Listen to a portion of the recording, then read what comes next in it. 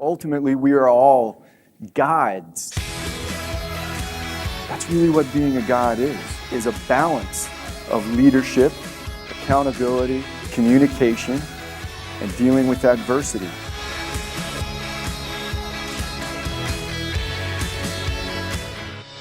Nurturing the people that you're with to make them better.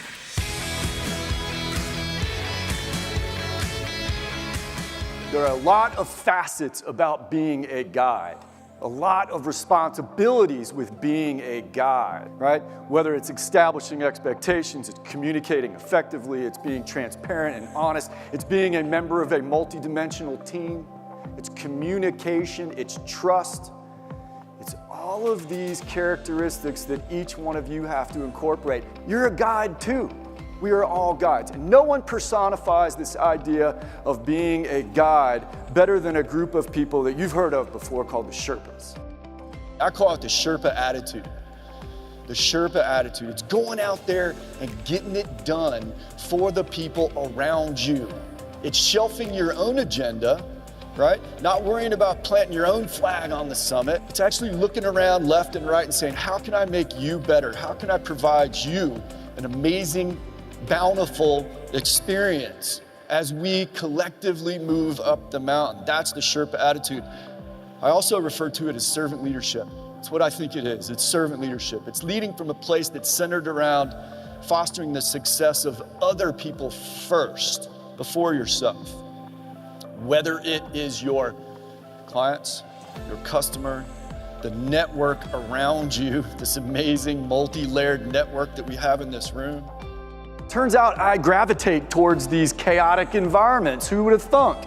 So I got home and I started thinking about this, man. And so I went down the Google hole. Why do I always end up in these places, flying around in helicopters and taking blind dudes up big mountains and doing all these crazy things, right? There's got to be something. So I landed on this acronym called VUCA. It stands for volatile, uncertain, complex, and ambiguous. VUCA. And I said, boom, that's it. I need to know more. I need to know more about how to optimize my efforts when things are sideways, because guarantee it, they will be. And I learned a few things. Learning, engaging, studying, adapting, acknowledging. All of these things kind of come out, right? Focusing on the things that you can do as opposed to the things that you can't. Focusing on the resources that you have and not the things that you don't. Austere medicine will teach you a few things, and one of them is you got to use what you got where you are. But you've got the most important skill and resource of all of you with your training is this, your heart and your brain. It's right there. We spent 20 minutes on top. 20 minutes. Took us 2.5 months to do it. 20 minutes on top. You do the math, right? Cuckoo.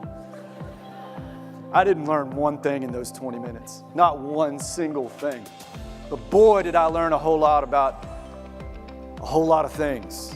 I learned about how to be a leader, how to be a guide, how to sacrifice, how to be a servant leader, how to be of service to other people, how to be a part of something that was bigger than me.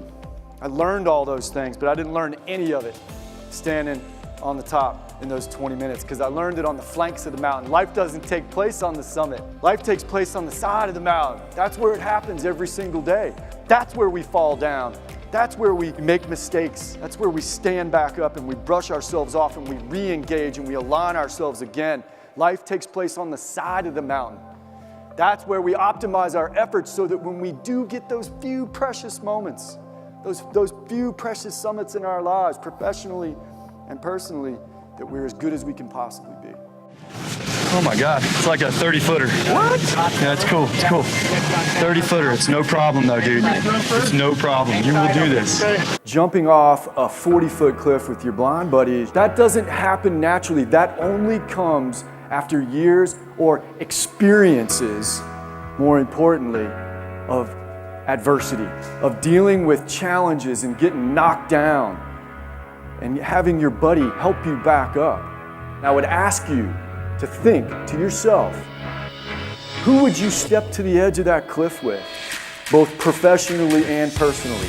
I know that I've got the people on my rope with me. And if I venture out on my own, I'm not near as strong as I am with this collective power of one.